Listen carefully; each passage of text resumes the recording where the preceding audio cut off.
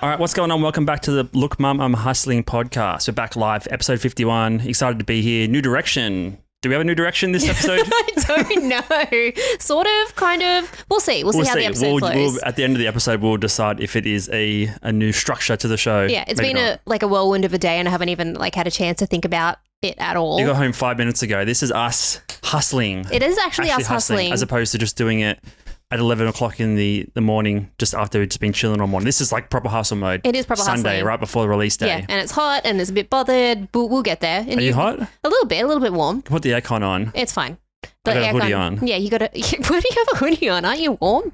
I am warm, but I'm not too warm. I just like the blue on blue. Enough. Yeah, you're warm enough. You're very hot. Blue on blue. Blue on blue. Well, you got the blue colour on your side. That's fine. But yeah, you've been hustling today as well. Like you've been working hard. Yeah, let me just get a sigh of exhalation out. Whew. But yeah, the week's been crazy. I can't believe it's Sunday already. It's just everything's been flying by. Last week we had our 50th episode. We did our 7 lessons for new podcasters, or just I guess any podcaster that wants to learn some of our mistakes. We watched the Super Bowl on Monday. Yeah, that was really, I think that was my first Super Bowl I've ever watched. And I was trying to teach you the rules. I think I picked it up pretty quickly though. It's a pretty simple game. I was just it's kind of like rugby sort of. It's pretty much all, I'll call it sports balls because sports balls is pretty much all the same that have a ball. Someone has to catch it or kick it or throw it. Not golf. No, that's a different kind of sports ball. It's the hit ball. Stick ball? Hit ball. So what did you learn about NFL? Let's break down how good of a teacher I am. Okay, yeah. So first off, there are a gazillion team members on each team. Yes. Yeah, there's heaps of teams and you have one that's the defensive and you got the other one that's the offensive. Yeah, pretty much. And then with the offensive team, you've either got the throwers or you've got the run with the ballers. Right? I can't remember the names. Yeah. And sometimes you have to trick the other team, right? So you're catch 24, hot, go. And then you make a. That's pretty right. Yeah. I don't even know half the names of the roles and positions. I know there's tight end and loose end, I guess. I don't know. And the dudes on the sidelines have these big laminated sheets of all these players. That's what you just liked the stationary aspect. I thought it was kind of cool. They're all color coded and I was it looks like a fancy Google calendar. They're pretty in depth. They must have so many different plays on that the board they have because they do drill all sorts of different drills and stuff. There's heaps of documentaries and stuff about NFL teams, high school teams. There's one at the start of every season. I think it's called Hard Knocks, and it goes through a particular team and all the up-and-coming recruits from college and stuff. And they just get 50 to 100 people in trying out for the team. They all have to learn the different plays, the code names and everything. And then half of them don't even make the team anyway. So there's as opposed to being an athlete, there's a lot to remember and a lot of nuance to each play. It's pretty crazy. Yeah. Well, I did really like the movie Recruitments. I think they're called The Recruits with Keanu Reeves. Yeah. That was I think I used to watch that on repeat because I was a big Keanu Reeves fan. So Matrix, anything he was in, I used to watch. No Replacements. That's what it's called. The Replacements. Yeah. Because I hit 0 Google results from Sorry. Yeah. So it's called The Replacements.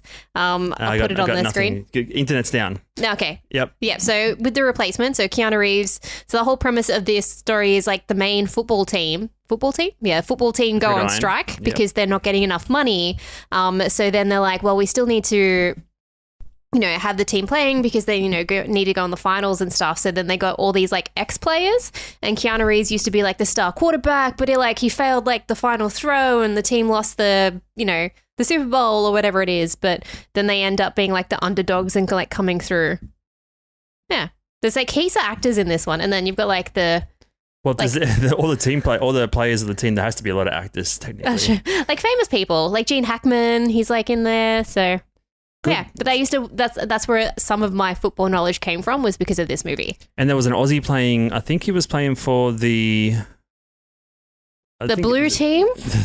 The team that didn't win. I can't remember what team it was. I think it was the Philadelphia Eagles. A couple of Aussie guys that used to play AFL who are now the main punter. Yeah. Because they can leg it across the field, man. It's pretty... Boot it.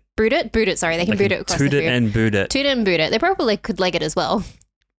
They're so one-dimensional, all these. Like you said, there's an offensive team and a defensive team. That's one of the big differences to NRL here in Australia or even AFL or just rugby union. Mm-hmm. You're a universal all in one type of player. You got to do multiple different. They have different like positions, but they have to be defensive and offensive.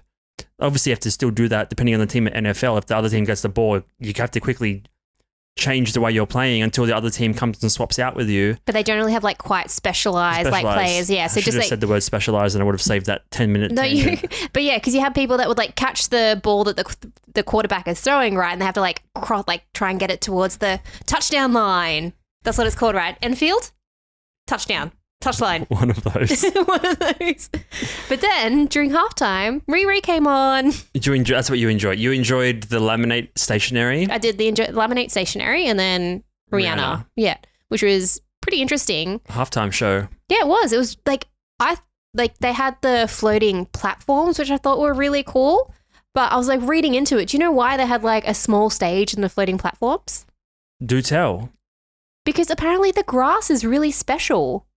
So having like a huge plank or platform on this is going to ruin the grass. Yeah, so apparently a lot of players not rallied against, but like they petitioned for like better grass, like spongier grass. So like when they fall or when they get tackled, it's not as hard because apparently it used to be like heaps hard like turf. Yep. So then they spent like heaps of money changing all the fields, making it this special grass. So then we're like, what can we do to protect the grass to make sure it doesn't like get damaged and stuff? So then they sort of designed this like thin stage and the floating platforms and stuff so it doesn't. So apparently it's meant to help for concussions and everything, but that was like it was all about the grass. So don't change the helmets, just change the grass. Yeah, exactly. Crazy. Did you know about that? The grass? I didn't. That's something you've taught me about sports today. Yes. I know more about sports than you. It'd be so hard to have the same type of grass or ground. Like I know with tennis there's like clay and grass and everything, right? Yeah. It'd be so hard to have a universal type of grass because obviously you're in a different city, different humidity, different climate, unless it's all man-made. It would probably be artificially grown, right? So it'd be like in a greenhouse or whatever, and it probably gets rolled onto the special field and then like rolled off, and then you have like Waterboy, like Adam Sandler, but like for grass, like someone who's like looking after the grass, like taking the temperature or the pH levels. Probably would be. Yeah, making sure with cricket they take it super seriously. They have someone that walks out onto the pitch and has a look at the level of cracking and stuff on the cricket pitch. Is it cricket pitch? Well, right? yeah, because like if the ball hits it wrong, then it's just going to go haywire, right? So they can't really do much about it, but like they have to come and analyze it. Mm-hmm. If you're like a bowler or a batter, you got to know if it's going to like how it's going to bounce or impact the ground. It applies to any sport, I guess. Even like we're watching golf at the moment. Well, not really watching golf. Watching that golf documentary, Full Swing on Netflix, which we can touch on. That's kind of the beauty of sport, I guess, as opposed to like basketball is probably the only one that has like a universal type of consistency in terms of like the field and where it's played. Well, because it's indoors and it's on like not wood. But even then they'd have different types of wood and different laminates or polishing methods. True. Of the floor. Yeah. Like it's kind of interesting, like no two places are identical. Same would be for tennis, right? Because you have different like tennis courts and stuff as well. So spongy Super Bowl. So what did you like about Rihanna's Super Bowl halftime show, other than her big red gown? Well, it's always like, it's pretty good melody, as always. So always the best hits and stuff. And then medley. What did I say? Melody. Melody is a part of a song. And medley is a accumulation of songs. Mash up. Yeah. So that was pretty cool. And then it didn't click till like afterwards. I'm like, oh, why did she like touch up her face with makeup? I'm like, it's for Fendi, her makeup brand. So I didn't realize they don't get paid for the halftime show. Oh, what? Yeah, so none of the celebrities or musicians get paid at all. Oh, is it just like so it's just like them advertising themselves? I think so. Right. So she must have, does she have like an album coming out soon? No, that's what I was going to tell you about the Fendi thing. Like that's a way to like make some money off the free gig. Gotcha. But like how many people are going to make that connection to like, oh, she's just like touching up her makeup to like, oh, she does makeup? So that's what the whole catch. That's what Rihanna's super good at, right? So you bring it back up if you like. When I did this, the circle motion, that was for you to keep talking while I was like Googling. Gotcha, not to change it off. That's the thumb. I feel like I should know. I thought I got pretty good with the thumbs. From now on, like this is like keep it going while I do a quick search. Yeah, and that's everyone's just, like, learning the secrets to the video pod. Secret hand signals. What's this one? That's Fly Away. Okay, just quit it. Quit it. No, they're all free performances. And I think does she have an album coming out? It probably doesn't. Maybe No, does. 'cause I don't think she's made music in ages. Well, she's been pregnant focusing. Yeah, she's just been focusing on fashion. So like, I think she's got a fashion label as well, and then makeup. Right. So like the main thing is you want to be able to try and capitalize on it. You're not going to do a free gig out of nowhere. You haven't performed in 3 or 4 years. So the whole thing is, it's about like every Super Bowl is about like the meme. Remember Janet Jackson, Justin Timberlake? Oh, no, that was the Oscars. Or was that Super Bowl? Like the little star nipple thing? That was the Super Bowl. Oh, and then last year was like Rihanna and Shakira, right? No, was that the year before? This Not year. Rihanna, sorry. Jennifer Lopez and Shakira. I think last year was Snoop Dogg and Dr. Dre, and it was a bunch of rappers. The year before that must have been, oh, right, gotcha. Snoop Dogg, Eminem, Dr. Dre, That's all cute. the West Coast rappers. Yeah. Sorry, we'll go back in time a little bit. 2021. Rihanna, gosh, darn it. Shakira and J-Lo. J-Lo, yep. And then, wait, wasn't the Weekend on one? Was that in 2020? Was that long ago? I remember, didn't the Weekend do one? Or maybe that was a different sport. Is there a halftime show? Is there like a Wikipedia page of halftime show? Weekend halftime show. What Maybe year was not. that? Maybe it was 2021. 2 years ago. Interesting. Okay. Anyway, what was I talking about? So the Rihanna. makeup, yeah. Yeah, so it's all about the memes. If you put off a good performance, it's more about the meme and what the internet says after the fact. Same as the Gotcha. Super Bowl halftime or the ads during the Super Bowl. It's always about what's meme, what's going to go into Twitter and on trending and stuff, make the news the next day because it's more interesting than the game itself. Yeah. So as soon as she brought her makeup out, and it doesn't seem like a normal part of a performance to like touch your not at makeup. all. No. So what are you going to do? You're going to be like, what was she doing about makeup? Mm-hmm. And then straight away the answer's going to be like makeup. Fendi. Oh, it's Fendi's on sale or whatever it is. Yeah. And then just boosts the algorithm for like searching Fendi or Rihanna makeup because that's what you're searching is Rihanna makeup ? Yeah. So I don't know. I'll have a look here. This is the signal to keep talking while. All right. So yeah, I wonder if you actually do search the Rihanna Fendi makeup. Well, you didn't even know it'd be called Fendi. Well, you just type in Rihanna makeup or Fenty. Sorry. My bad. I think Fendi's a different type of brand. It is. Yeah. Sorry, I thought they were the same thing. Fenty. So performance makeup touch up. So there's quite a few articles on it as well. I'm just looking if there was like a huge boost in sales or anything. Maybe. Deal, sales. Interesting. But yeah, like we'd have to take like an extra level of marketing to be able to think about, right, let's put something in there or how can I incorporate it? Because I wonder then if the clothes that she was wearing and her dancers were wearing was if that was part of like her fashion label. Potentially. Yeah. It should just, you have to be smart about it, right? If you're doing Does a she free even have a gig, fashion label? Maybe I'm getting that wrong. I know she definitely has makeup. she's definitely got a lot of business. She's very business savvy, that's for sure. So like, yeah, companies pay millions of dollars for a chance to promote their products during the football game. It can cost between $6 million and $7 million to run just a 30-second ad. Oh my gosh. So think about it. That's like if you're not going to get paid, Yeah. and you can just basically do an ad in a split second like that and not pay the $7 million.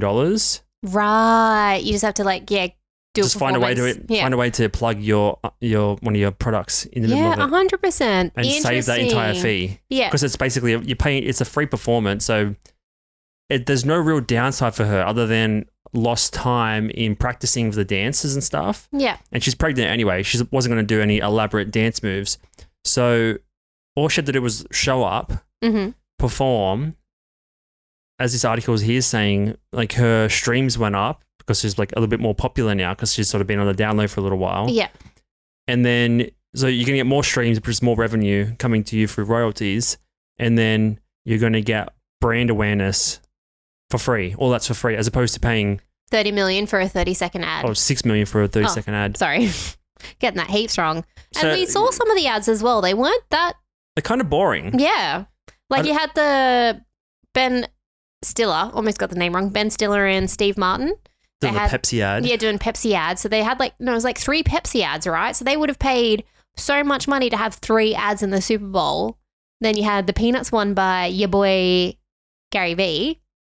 The Peanuts one that all do peanuts. I don't know what. Some peanut brand. Some peanut brand. A lot of them are just boring. Then there's ones we've never heard of. Like there was Bryan Cranston and what's the other guy from Breaking Bad? Aaron Paul. Yes. They did pop.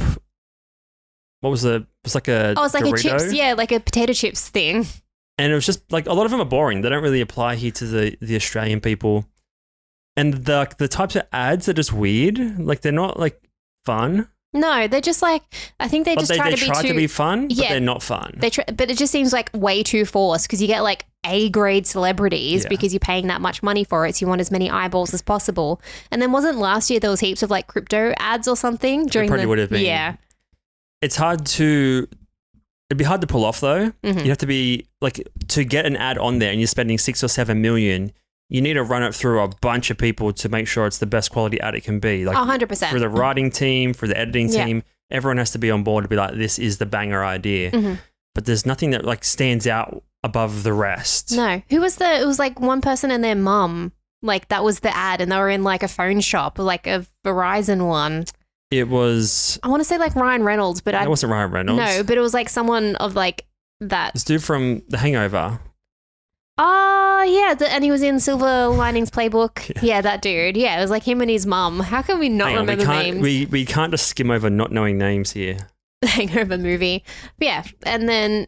and Limitless. He was in Limitless. All right. I don't think we're going to be... movies that he was in. So I have to narrow it down through that, do I? Go to the cast, like on the side there. Alan, Mr. Cho, Stu, Phil. Cast. Bradley Cooper. All right, from now on...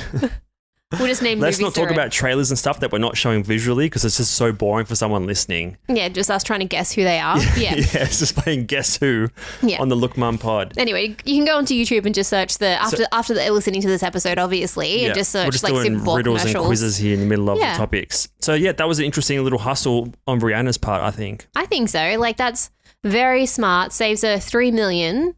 Doesn't have to, do a big fancy ad with, Steve Martin in there and you're fine. Interesting. Yeah. So we'll hang out for next year. Sarah knows a bit more about sports now. Yeah, I do.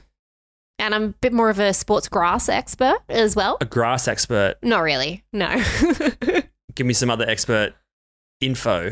I know for the tennis, they have to soak it up with, towels and stuff if it gets wet. They what? So if it's raining and stuff and the court gets wet, they soak it up with towels. Yeah, there was like so they got someone down there with the ball kids soaking it up. There was like this big photo of them like soaking up all the water with towels on the entire course. Yeah, just like such ball kids soaking up water. Ball kids, ball kids soaking up grass. I think it happened like a few months ago. I'm pretty sure. Up grass, golf. This could be not golf, tennis. Oh, tennis. I'm pretty sure you said golf. I think I said tennis. I think you said golf. Did I say golf? Oh, we'll have to play it back. Someone drop a comment below. Yeah, did I say golf or tennis? I was going to say tennis. Tennis makes sense. For a golf course, for 18 holes, no. 100 kids. Play in the rain? They can, yeah.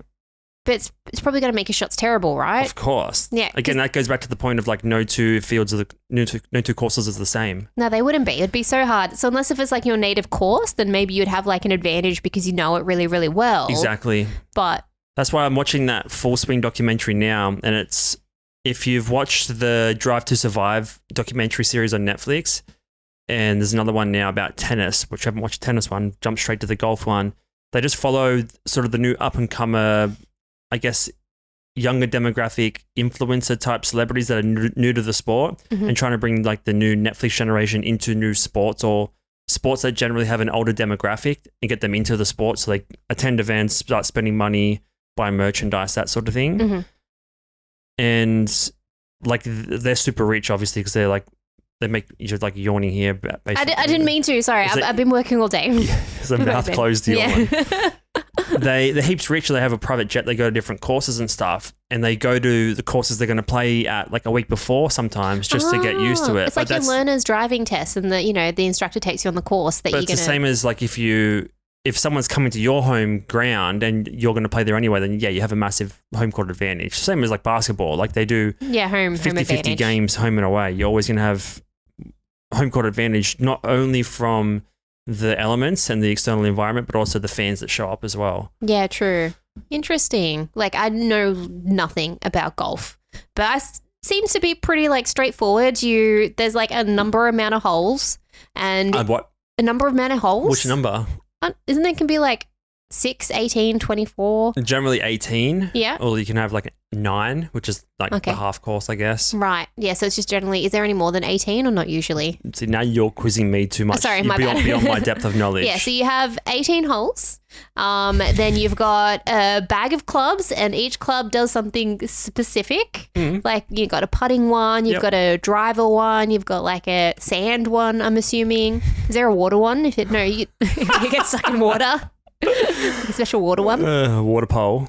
And then you've got a buddy that carries your clubs around and gives you advice. Caddy, yeah. Ever seen Caddyshack? No, I haven't actually. Have you seen any golf movies other than we've God. Don't just say Adam Sandler movies. Billy Madison. No, Happy Gilmore. Happy Gilmore. He's done a lot of sport movies. He did that basketball one recently. Oh, he did too. Interesting. And there was that not police one, that prison one that he plays. Oh, that's a NFL one as well. Yeah. Interesting. He's a big sports fan. He's a big basketball fan. Yeah. So there's Hustle, which is a basketball. That was a really good movie, by the way. Longest Yard, Happy Gilmore, Uncut Gems, which is not. And that's about it. And then you have Big Daddy. Big Daddy. Also another classic. But yeah, other golf ones, I don't think. Oh, no. Not so much. Okay. No, I don't think so. Like, and I don't even know like golf players. Like Tiger Woods, probably. He's the only person that I know, to be honest. And then I was asking Drew heaps of questions. We were watching it the other day. I'm like, who's this? He's like, I don't know. I'm like, who's this? Well, I don't know because, again, that's the point of the Netflix series is to start bringing these new upcoming names to light because there's that older generation that are sort of slowly fading away and they're already hella rich. And the new generation's on Instagram, it's on YouTube, it's on Netflix. They want you to form an attachment to these players. Like NBA does this really well, right? The players, even UFC, like you get attached to the actual athlete. And a lot of these other sports, they don't really have a way of you attaching to them because they don't have like a huge online presence. Like there's no like, is there a golf channel? There probably is, but there's not like showing like behind the scenes or vlog style. It's just like, here's this week's stats from the PGA Tour. It's kind of boring and monotonous. Yeah. Whereas like having some sort of element where they can, because the young people just want that behind the scenes reality. Yeah, they want that like that personal touch. Because they like seeing people vulnerable. They want to get to know people. They want to seem closer to them. And I guess being a more of an individual person, like it's more up to you to make sure that you put your brand and your face and your stuff out there. Exactly. Whereas like if you're part of a team, first you have the team to be able to stand behind.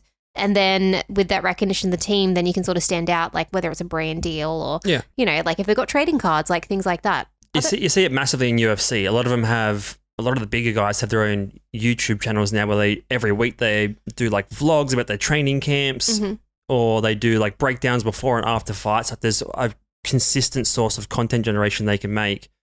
You see Matisse Thybulle when they were in the NBA bubble was doing like very high quality Casey Neistat vlogs. I really enjoyed that. I forgot about that when they're at Disneyland Resort. Yeah. And they were playing golf heaps. Yep. But yeah, it's just about it's personal branding at the end of the day because these guys, they're not going to last in sports forever. And we should say girls as well. It's not just like a man thing. That's true. But female sports doesn't get anywhere near the attention it deserves. Yeah. So I'm not even that huge into golf. I just thought it was a cool documentary to watch and just interesting. And then the more I'm thinking about it, I'm like, oh, this is like a massive hustle with the NBA. If you're an NBA fan, I listened to this interview the other day, and it's sort of like the people that you follow in different sports, the amount of following they get is based on what kind of sport it is in terms of are the viewers more of a spectator or a competitor in that sport? Right. So like I was watching like a Brazilian jiu-jitsu interview and it was like BJJ is not really watched by the masses. It's only watched by people that already compete. It's not a spectator sport. It's like you only spectate if you already compete. Gotcha. Whereas like basketball, everyone watches it, right? But not everyone plays basketball. And like similar thing with golf as well. Interesting. So the more spectators there are, the more merchandise and stuff gets sold. But also if the people that are spectating also play the thing, they have to buy stuff. So people that play basketball, what do they buy? What are the things they can buy? Like shoes, jerseys, ball. Yeah. That's literally all you can buy. That's it. Yeah. With golf, there's so much more to buy. You have to pay like a weekly entry to the golf course. You have to pay like a rental of a buggy. You have to get clubs all the time, new shoes, hat, shirt.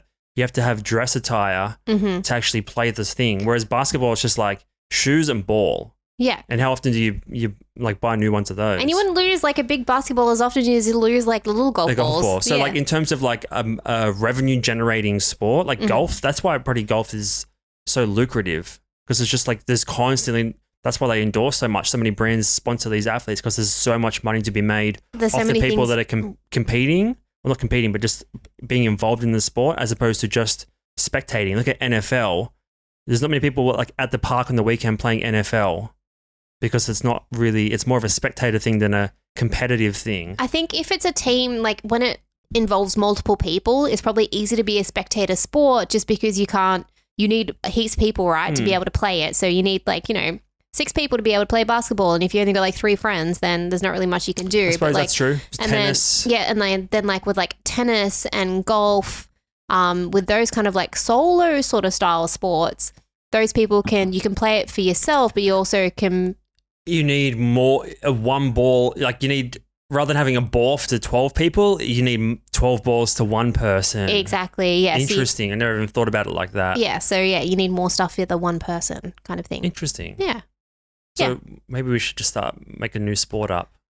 What, like basketball? Where you just lose the ball every shot, so you just have to buy so many balls. But then you could invent like some technology and be like, get a little GPS tracker in the ball so you never lose it. No, but then you sell less balls. You make the problem and then you make the solution. All right, Apple. Wait, what problem did Apple make? We make the product, then we make it obsolete in 2 years' time. Oh, yeah, so you have to buy a new one. Make the battery die. So, yeah, I think the golf documentary is really cool. If you have Netflix, check it out. I think I'm only up to episode 2, but I'm not going to play golf anytime soon. But it's an interesting documentary series.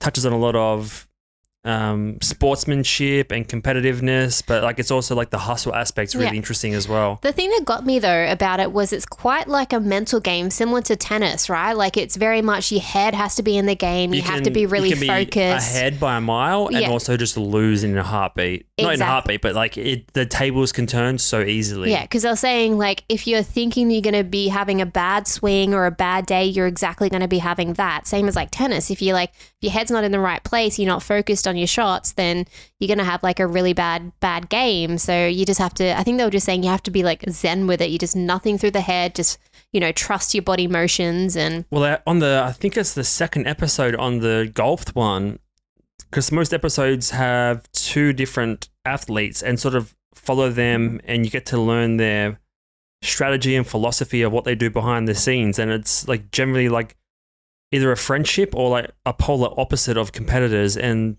that's a perfect example is the mental game. One guy was really good, but got in his head a lot and like had a lot of insecurity and doubt. Mm-hmm. And then the other guy, the first guy was just thinking about it all day long, couldn't take his mind off it. Mm-hmm. The second guy was like out getting ice cream with his girlfriend, laughing, and he was killing it because he just gets to turn it off. And that's something that I struggle with. Even though I'm not an athlete by any means, but just like in terms of the hustle that you're into is being able to turn off and switch off completely, not just like 50% for a little bit, like be able to zone it out completely and have that mental refresh. Super important. Well, it's like that mental clarity because if you're thinking about it 24/7, then it's just going to be clouded. So you need that moment of like nothingness in a way to then be able to come back and then refocus and see it with a new light and be really honed in. Like that way you're not going to have all those dark kind of like that voice saying, you can't do it. You're not going to be able to swing. You're not going to be able to win. Yeah, because that dude, in that second episode, he was like, I know I'm good. I know I can win, but it's just not happening. Just, too much doubt. Yeah. Too much self-doubt. Sport's hectic, man. It is hectic. I don't think I've ever played a solo person sport before in terms of, ever. I think you might enjoy it. No, I don't think I can handle the pressure. Yeah, well, you barely get time to read as it is by yourself, so... That's a mental battle on its own. Yeah, maybe that could be your reading sport. I mean, there are speed reading challenges, right? How do they judge that? Based on your capacity to recall things? I think so, retention, yeah. See, that's not really... That's a memory skill, not a reading skill, though. That's fair. Yeah, because people can just look at something. You might have like a really good like photographic memory and just see the page and remember it. I like the idea of playing chess, but that's a huge statistical and mathematical component as well. Yeah.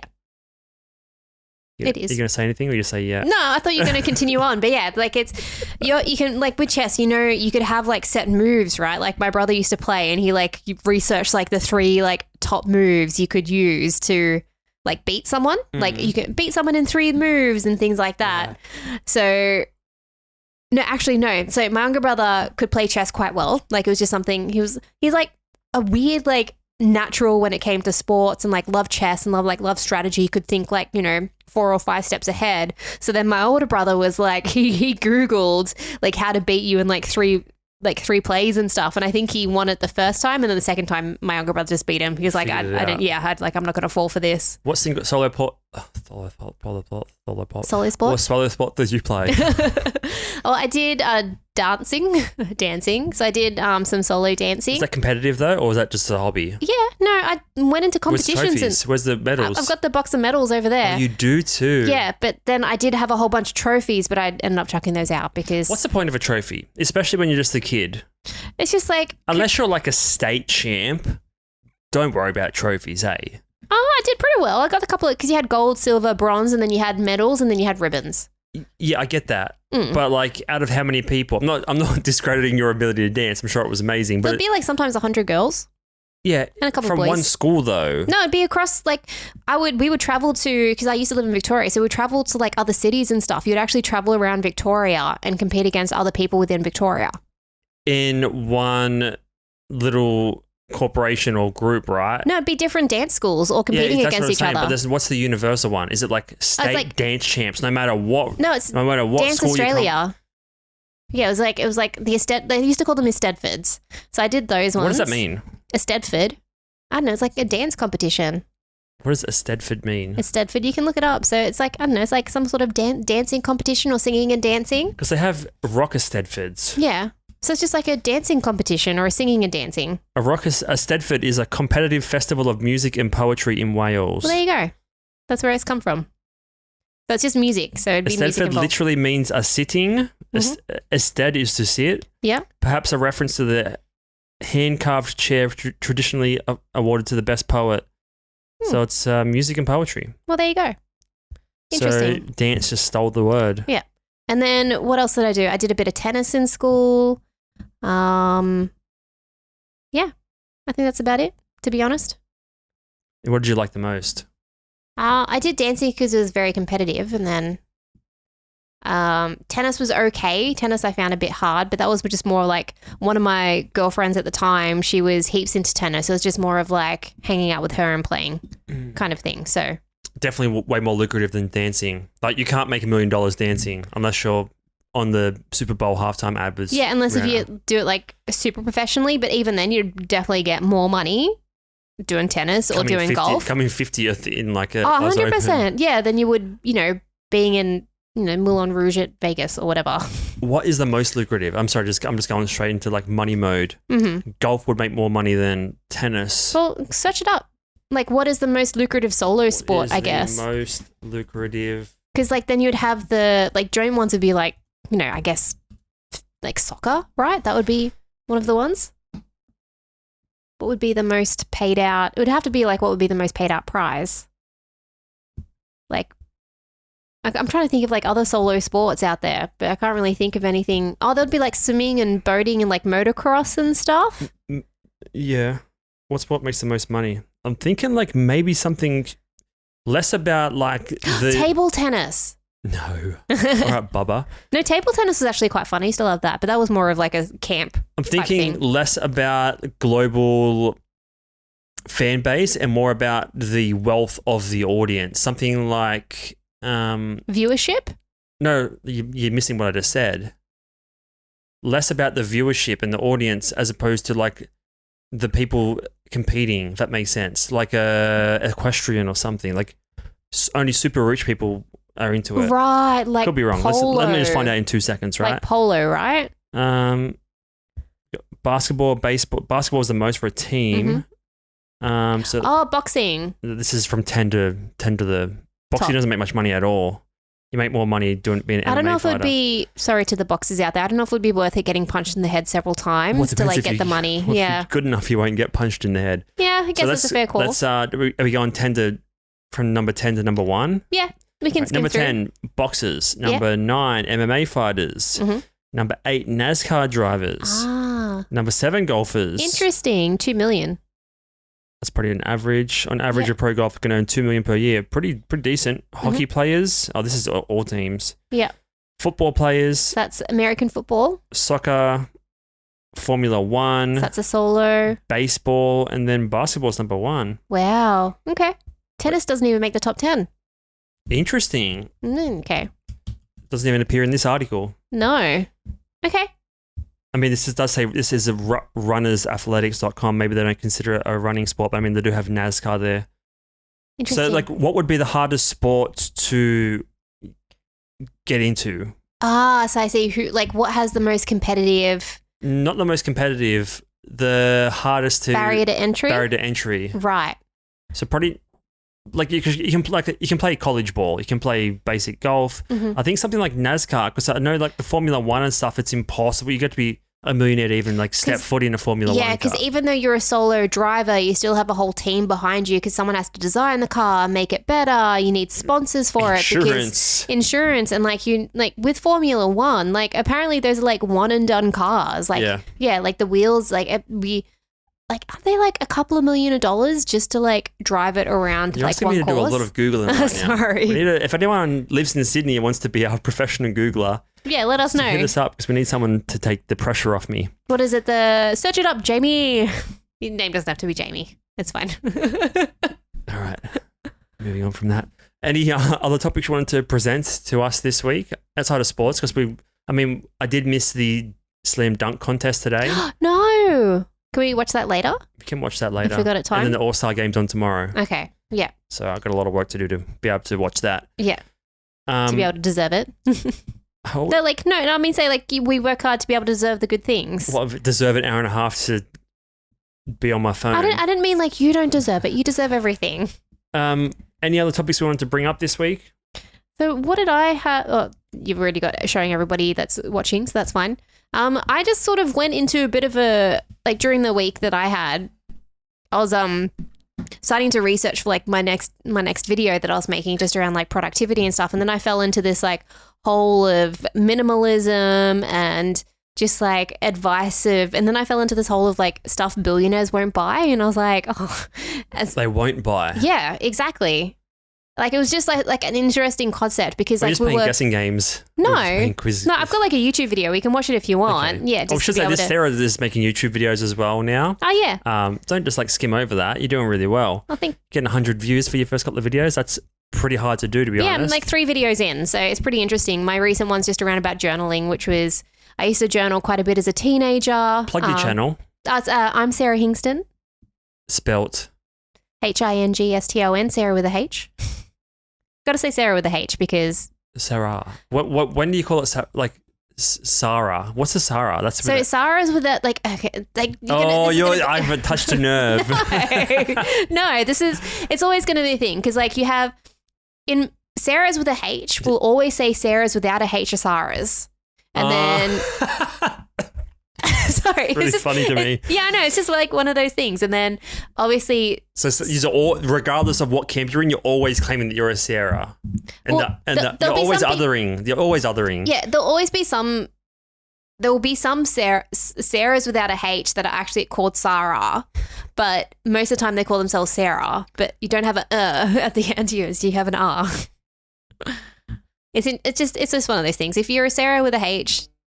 Are there any other ways of spelling? I'm not going to bother with that sentence. So, minimalism. Yeah. So, I just got like on one of these things because like something about like productivity, right, is if you have a lot of clutter and a lot of stuff around you, it can, inhibit your ability to be able to focus and be able to be productive and all that kind of thing. So I was just like watching a whole bunch of like YouTube videos just around like minimalism, which we've sort of like dabbled in the past. Like we've mentioned it before, we don't collect a whole bunch of stuff. Like we don't keep a whole bunch of things. The stuff that you see behind you right now is literally all the collectibles that we own. We're not really minimalist, but we're not really that much of a consumerist either. No. Like there has to be a term for that.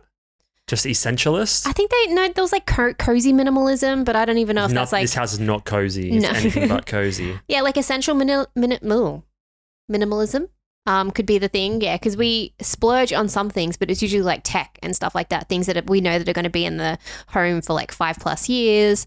But yeah, we're not like, buy a whole bunch of pop vinyls or that kind of thing. They're only like it's true though. Pop vinyls are just get raging on you in the comments right now. That's pop fine. Vinyl fans. You collect what you want to collect. We don't like store a bunch of movies and CDs and stuff because like I used to have 1,000+ CDs. I used to have a whole bunch of DVDs and I've just culled it throughout a time. And it's only recently that we've sort of started building up on books, which is fine. I think I like the idea of having a whole bunch of books. Those are the only things I don't mind a bit of clutter around. But then I sort of went into another end thing of just like what billionaires don't buy anymore. And I was like, oh, that's like an interesting concept because you have all this money in the world, but there's still stuff that you recommend not buying. The list ended up being a little bit on the generic side, so we can skip through like the items that he talks about. Are these YouTube videos? Are they to watch or they? We can watch them or just like a reference, or we can reference it later. I can just like summarize it if that's easier. Yeah. Yep. So it's just. Can I guess? Yeah. So things billionaires don't buy. Yeah. Groceries. Sort of. They did touch on food, but there's a different aspect about it. Oreos. No, they don't buy microwave meals. Kind of, yeah. So they don't buy like junk food. So like the easy access. So they don't. Their assistants do, of course. Yeah. They buy organic and fresh and like that kind of thing. So you're not buying the cheap snacks anymore. Right. Yeah. So you're not buying homebrew. You're not buying black and gold. Yeah, but even then, like you're not, getting potato chips and all that kind of stuff. You just like you've actually got that little bit extra money to get like proper Whole Foods and that kind of thing. Yeah. They also don't buy. Give me a hint. I just want to guess one more just to see how smart I can be at moments. Something to do with fashion?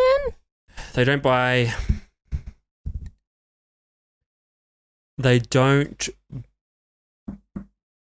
designer clothes. They buy plain clothes. Mm-hmm. Yeah. So that's a huge one. So when you you have a whole bunch of people when you start getting money or things like that, like they were saying in their earlier careers. They don't want to show off their wealth. Exactly. Like in early careers, you'd buy like the big Gucci and the big Versace and like the big brands and labels and all that kind of stuff to show that you like got money. But people that are actually wealthy don't buy that kind of thing. They'll buy the simplistic. They'll buy, like the, something that could be like, cashmere, but it doesn't look like it.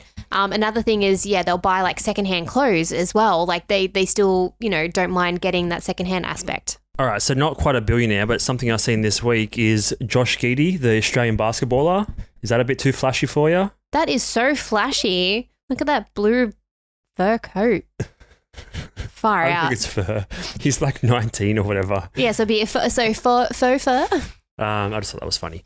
So they like to spend their money on like transport and stuff. That's where they'd prefer to splurge their money. Exactly. So travel was like a huge thing. So another aspect was it, which came into like the minimalism aspect is like they don't just buy things anymore. So, you'd like back in the day, go to Kmart and get like knickknacks and just like buy like random, and again, like the collectibles and stuff like that. But they just buy, one-off like nice things. So whether it's art or whether it's furniture, whether it's like one or two nice pieces of like home decor, they're not just buying like random stuff, if that makes sense. They don't have time for it.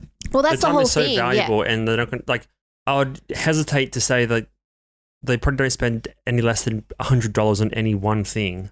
Yeah. Outside of food, they're not going to spend $100 or even $50 on a crappy lamp from somewhere. Yeah, they don't have time for clutter. So like it's just like that's why when you have you see a lot of those wealthy homes, most of the time they're quite clutter free. They just don't have time to think about clutter or spend on clutter. Interesting. Yeah. Another one was eating out. They said eating out's overrated. You can just spend so much money on eating out, whereas you're better off like, I'm used to eat out for like connections and all that kind of thing. You're better off like giving them an experience instead. So take them hiking, take them for a picnic. Like it seems like those like one-on-one connections seem to be a little bit more valued rather than just going to a fancy restaurant and paying thousands of dollars for a meal. They would find it a little bit more personable, like if you do take them for an experience rather than just like a night out. Just a plane trip over to Epstein Island or something. Yeah, one of those weird kind of ones. Oh, I've been wondering this lately because we pay someone to do the lawns. Yes.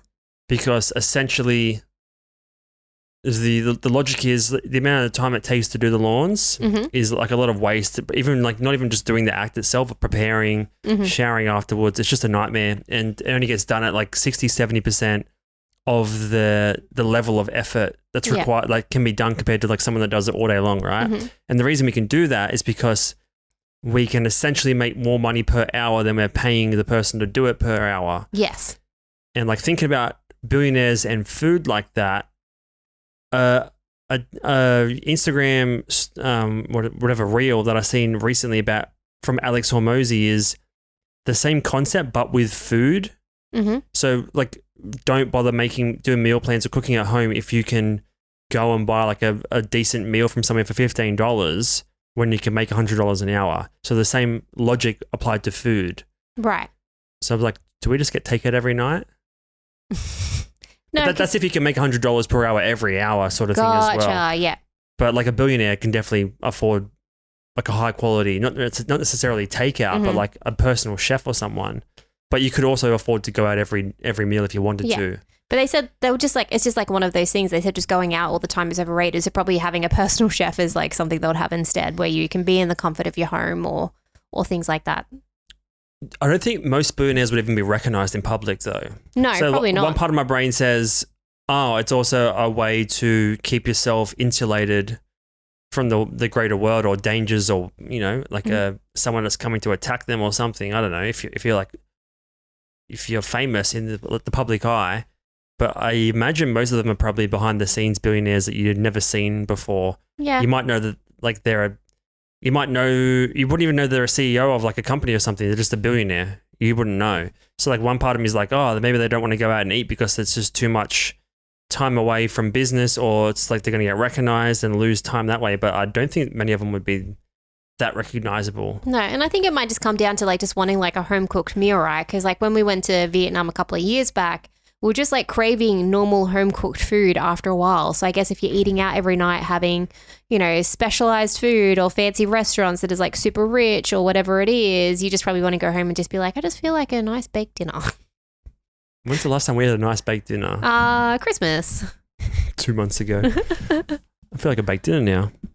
Maybe next date night. Oh no, it takes long. Maybe pay someone to make us a baked dinner.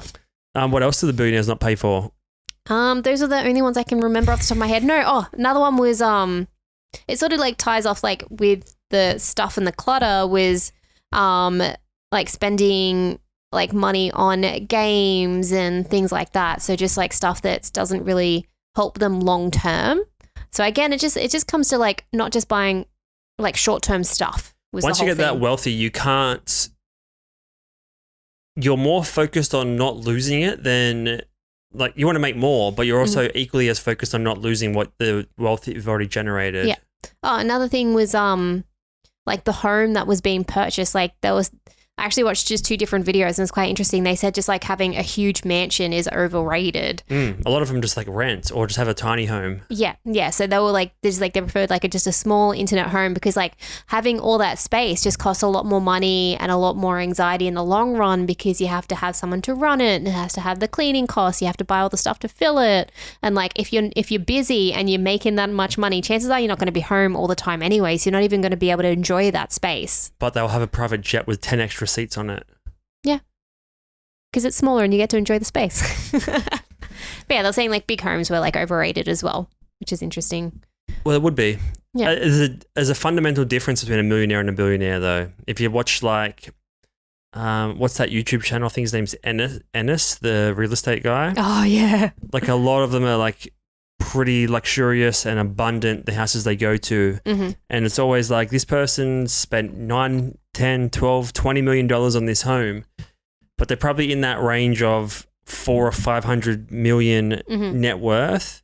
And it's a fundamental difference. There's kind of like still that splurginess for that type of millionaire.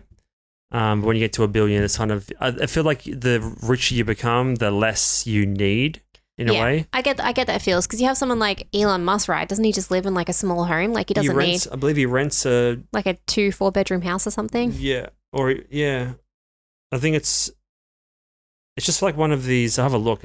I'm pretty sure he would own a bunch of property, but like it makes sense. It's like one of these little box things. I think little box home. Yeah, I think and. They just must crave that minimalism aspect as well, just having that hassle-free sort of lifestyle. This one here. Elon Musk uses $50,000 prefab tiny house boxable. It's like a little... Cute. It's not cute. It's like a shack you see on the beach. How was the article?